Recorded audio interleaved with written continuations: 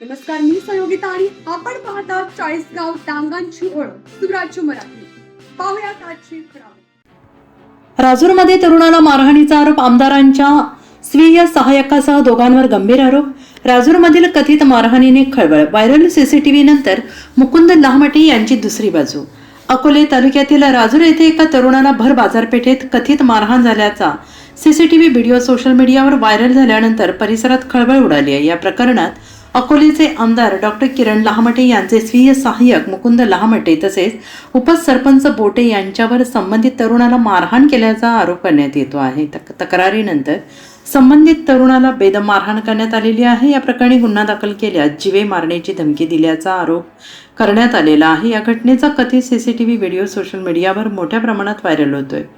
या घटनेनंतर राजूरमधील कायदा आणि सुव्यवस्थेबाबत नागरिकांकडून चिंता व्यक्त केली जाते आहे. मात्र या आरोपांबाबत आमदार डॉक्टर किरण लाहमटे यांचे स्वीय सहाय्यक किंवा संबंधित व्यक्तींची अधिकृत भूमिका अद्याप समोर आलेली नाही. दरम्यान राजूर ग्रामपंचायतीच्या पोटनिवडणुकीत आमदार समर्थकांचा पराभव झाल्याची चर्चा असून ग्रामपंचायतीच्या कारभारांसंदर्भात यापूर्वी विविध आरोप झाले होते. तसेच सुमारे 1,15,00,000 रुपयांच्या कथित अपहार प्रकरणानंतर तत्कालीन सरपंचांना पदावरून दूर करण्यात आल्याची आणि ग्रामपंचायतीची सत्ता माजी आमदार वैभव पिचड यांच्या गटाकडे केल्याची चर्चा स्थानिक स्तरावर करण्यात येते आहे. या पार्श्वभूमीवर राजूरमधील ताज्या घटनेमुळे विविध चर्चांना उधाण आलेलं आहे.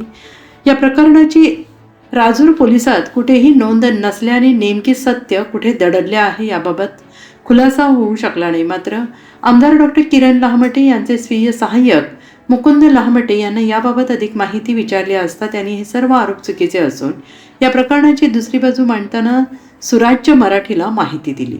वृत्त संकलन विभाग, सुराज्य मराठी, राजूर, अहिल्यानगर. आपल्या सुराज्य मराठीच्या YouTube चॅनलला सबस्क्राईब करायला विसरू नका.